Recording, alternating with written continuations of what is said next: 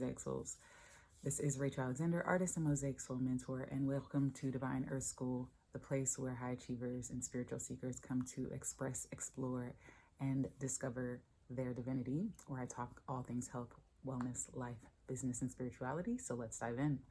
So today I really wanted to talk about subtleties in your emotional toolbox, your emotional landscape, and versus limiting beliefs versus intuition, right? So one of the things that I do when I work with my clients is that I help them to map out their inner world, their inner terrain. That's a key component of what I created called the alignment map. And part of this mapping out is understanding that there are subtle differences and subtle energies within yourself that once you start to discover these aspects of yourself, you become the master of your inner landscape, right? And this is something that as an empath, as a clairsentient person, I've been very skilled at mapping for myself, that I now help my clients to do. And the key piece that I really want to bring to your attention is that there's a subtle difference between expansion and contraction, right?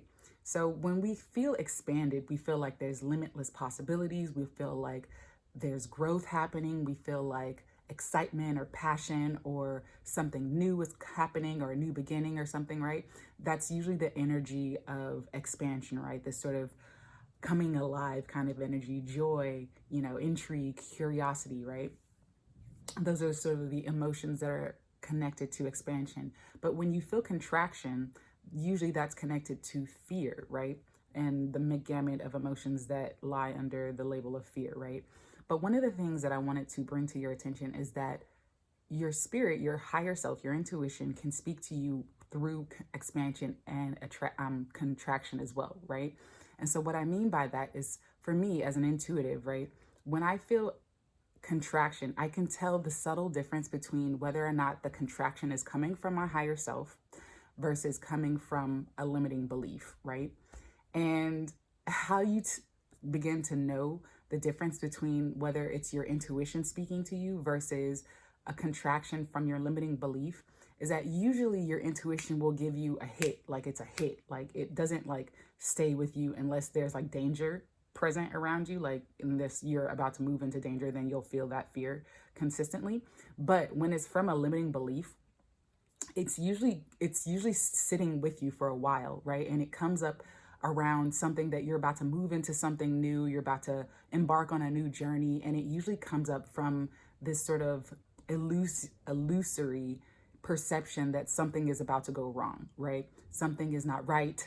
It comes up from your core wounds, your core limiting beliefs, right? And so to start to map out your inner terrain is start to tune into your intuition so that you can be able to tell the difference between when you feel an intuitive hit, like when your spirit is like, no, right? Like you're like, should I go left or should I do this or should I not do this? And your spirit's like, no. It's usually like a contraction. It could be a no, or it could be like a deadening. There's just, you're not getting nothing, right? Usually that's what I feel when my intuition is like, I know. It's like either nothing's happening intuitively, I'm not feeling anything, or it's like a contraction, like my heart like closes and it's like a no, especially when it's like a direct no, don't do this, right? Or there's a difference between the contraction of the mind, right? When the mind and the body, and there's limiting beliefs that are surrounding that, desire or something of that nature, right? So it's really very different really very crucial to start to map out these subtleties within your own inner terrain, because when you start to do that, you tune into your intuition that much more powerfully, and you can start to uncover your own limiting beliefs and start to recognize whether or not your intuitive guidance is guiding you along the way, or whether you're making decisions out of fear, right? When you're making a decision from your core wound or from your limiting belief, it's usually from a place of contraction. It's not connected to your higher self. It's a difference. It's a very subtle difference, but it's a very powerful difference, right? Many times we make decisions out of fear because it's coming from our core wound. And when I'm talking about core wound, definitely join me in my workshop that's happening this Thursday, March 7th. And I'm going to be sharing more about core wound and all that stuff. But it's basically, you know, just a set of limiting beliefs that usually we got from childhood or even in adulthood. You can develop new core wounds as you get older if you're not self-aware and you develop emotional intelligence. But there's a subtle difference, right? And learning to map that out within yourself really makes a crucial difference in you being able to create the life that you desire, right? To me, living on the planet without intuition is like is like walking, it's like being a blind person, right? There's nothing wrong with being blind, whatever.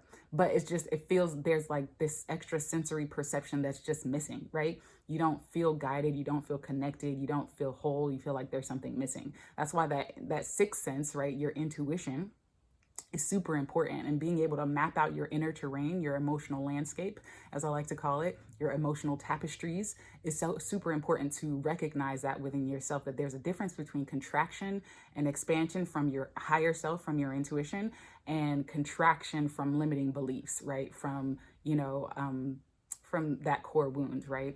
So let me know in the comments below if you resonate with this and if you have noticed these subtle differences and subtleties in your own life. I really love to hear from you guys. And definitely check me out at divineearthschool.com/core workshop, because we are going live this Thursday at 3 p.m. Eastern Standard Time. And I'm super excited to presenting this information. It's going to be some deep, juicy, helpful stuff to help you really continue to tap into your divinity and start continuing to live your divine life. Hopefully this is helpful. And as always, flow with what feels good and let go of what doesn't, because you are divine. You are a divine being. Your soul knows exactly what you've come to explore and experience while on this planet. So remember, what you conceive is what you'll receive. What you expect is what you'll get. And however you feel is what will become real for you. So vibrate higher, and I will chat with you guys next time. Peace, love, and light.